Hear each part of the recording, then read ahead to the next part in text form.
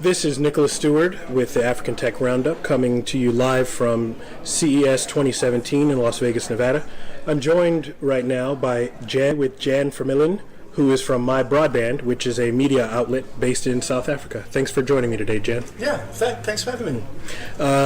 So, how have you enjoyed CES so far? It's amazing. It's been an amazing show, and this is one of those shows every year where it just feels like your brain wants to explode with everything that's going around. There's just so much that you can't just keep it all in your head. I like to build a model of something in my head and process it all at once. Sure. That's impossible at CES. It's just too much. How long have you been coming to CES? I've only been here twice, actually. I was here in 2013 and then again this year. Okay, good stuff. What are some of the technologies that you've seen here that you think would have the biggest impact on the continent of Africa? Wow, there have been so many that I think are interesting. But if I had to pick, let's say I pick two, right? That I found the most interesting. I was at the Honda stand, and they're not the only ones working on this, but they had a show for this in particular, talking about how to handle traffic. Having vehicles communicate with one another and then providing feedback to the driver. So not an automated car. So something that sort of takes that middle step between fully automated vehicle and current driver-operated vehicles. And so you've got cars on a highway talking to one another, giving each other information about how fast they're going, where exactly they are, which lane they're in, that sort of thing, what they're up to, are they switching lanes and so on. And then that to help traffic merge onto the freeway faster, to react to animals or other obstacles in the road, to accidents that occur on the road. And South Africa in particular, our death toll on our roads is unacceptably high. Sure. And so technology like this can I think make a big difference. And we've got a fairly informal public transportation sector in South Africa, and this kind of technology can really help decrease death tolls, increase traffic flow so people get from from point A to point B faster. And so like something like that, with the help of the government to get it into vehicles like we call them taxis, but they're actually minibus vans, and to get technology like that into our public transportation system would just be incredible. Another technology that I thought was interesting, and it's not on my usual beat. I'm usually a telecommunications kind of guy, but CES is not that kind of show. Is the guys. The power tool guys are building a 60-volt battery, or a battery pack that can deliver 60 volts. And so the idea is that you are able to build higher power portable power tools. And so in a place like Africa, where a construction site might be pretty far removed from electricity, for now, electricity might only come there later. This kind of provides construction workers with a way to actually work the site without having to worry about things like generators and stuff like that. You rock up with a full bank of charged batteries, and everything from saws to drills work off of these 60-volt batteries. And the other thing is that the 60-volt batteries also have the old 20-volt fallback. So you can power your existing tools off the same battery pack, so they're interchangeable. They're backwards compatible with the older 20-volt tools as well. So not exactly telecommunications or gadgetry, but I think something that can make a real difference in a place where electricity isn't necessarily a given. Definitely, that last mile piece is very important in a lot of different areas on the developing world and in Africa. Could you tell the African Tech Roundup listeners a little bit more about your outlet? Sure. MyBroadband is the biggest technology news website in South Africa, and we have grown from a forum that used to be about gathering people together around how poor our broadband services in South Africa was, to a fully fledged news outlet. We produce a lot of original content and aggregate a lot of stories from around the world that are most pertinent to South African readers. That's the plan. And we cover everything now from telecommunications to motoring because of the amount of technology that goes into cars now. And there's, in particular in South Africa, been a tremendous interest in Tesla. I don't think it's just because the CEO is a South African born. Sure. Elon Musk. That doesn't hurt, though. Yeah, I'm sure it doesn't hurt, but I think there's just a legitimate interest in solar power and in cool technology in vehicles. Their Powerwall home backup battery generator device is a potentially game changer. I think they've done a lot of exploration in the automotive field in hopes to deliver other products like their battery lines. Yeah, and the Tesla Powerwall in particular was something that was incredibly popular amongst our readers, not to buy, just to learn more about.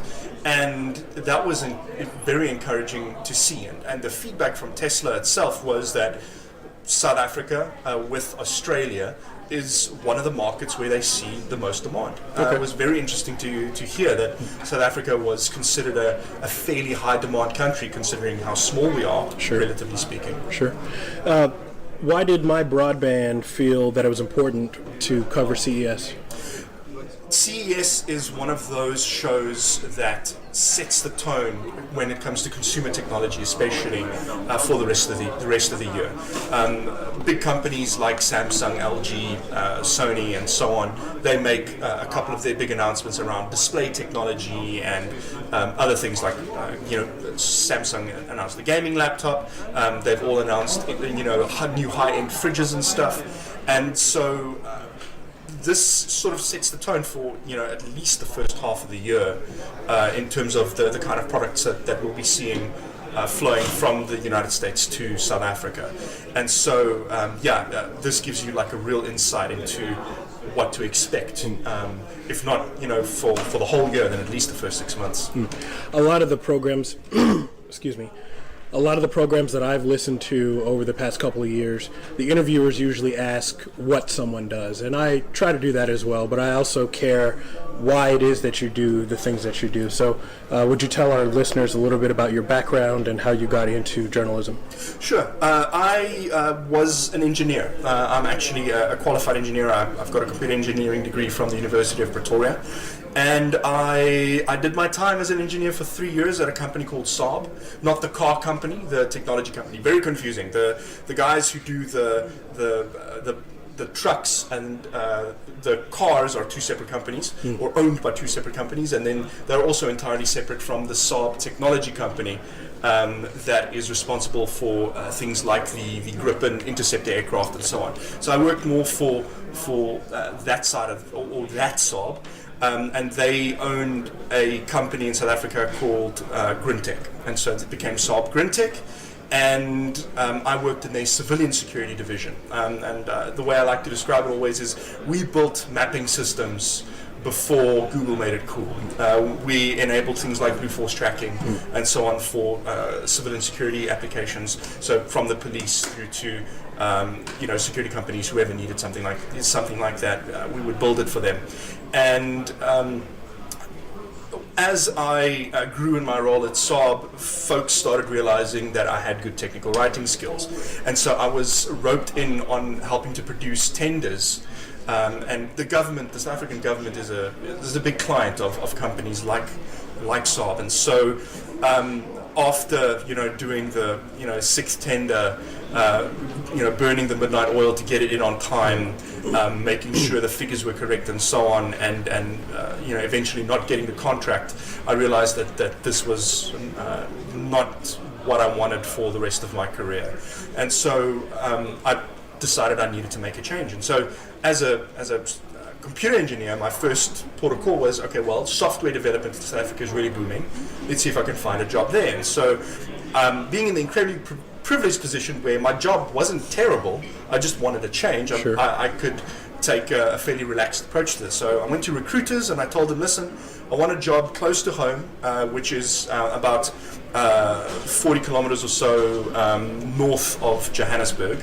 And I want, so it can't be in Johannesburg itself. It has to be, because the traffic from where I stay to Johannesburg is just shocking. Sure. It has to be in not Windows. I'd been working in Windows for 3 years. I wanted something different. I wanted preferably Linux, PHP, Perl, Python, Java, anything but Windows and C# and .NET, please. And what do the recruiters come back with? Windows, Johannesburg, C#, .NET. And so I was cruising around the internet looking for something else to do. I landed on MyBroadband's website. I'd been an avid reader for some time and a participant in their forums. And we used to run a separate jobs portal. It's been integrated into the forum now. But on the jobs portal was an advertisement for a journalist position at MyBroadband itself. So I clicked through. And in the back of my head I was going, journalists surely can't get paid as much or as well, and the prospects aren't as good as engineers, but that's just an assumption that I'm making based on what I've heard. So let me hear, rather than making an assumption, what's the worst that can happen if I just apply? So I applied, I got an interview immediately. I went and sat down with the founder and his wife, or rather I think it's fair to call them the two co-founders of this business, and chatted to them, and they liked me, I liked them, and they made me an offer, and I wouldn't have to change my lifestyle. It wouldn't be as much as my engineering job initially, but my salary has grown over the past few years, because the business is doing well. So it's not like I've stagnated. I don't feel like I've lost out by switching from engineering to journalism. And so they made me an offer. I said, this will work. I wouldn't have to change my lifestyle at all. My wife and I were both working at that stage. And I took the job, and I've been with MyBroadband for 6 years now. Oh, very good stuff. What drew your interest to technology as a kid? What made you choose that pursuit in university? As long as I can remember, I have just been in love with computers. My father probably brought home our first family computer when I was 4 or 5 years old. It was an old 8088 IBM PC compatible, 2 floppy drives. He was one of the first people to get an old 10 megabyte hard drive for this thing. 10 whole megabytes. 10 whole megabytes. And it had DOS on it. And he taught me how to use this thing, and I just loved it. And it wasn't long. My father, and my mother for that matter, but my father was the one who usually worked on this machine. My mother worked on different machines. And my father was a writer on various shows for the old SABC under the previous government. And so he would do a show called Takis and Mini TV, which are like feature programs on SABC. And they would do the scripts and all that kind of stuff, and so I would watch over his shoulder, and some of my earliest memories on the computer are me keying in stories or whatever right into the command prompt, and my father looked at this and said, no, let me show you how to work a word processor. Sure. And so he taught me how to work a primitive, DOS-based word processor, and so I've been writing on computers for as long as I can remember. So I guess this was inevitable. Sure.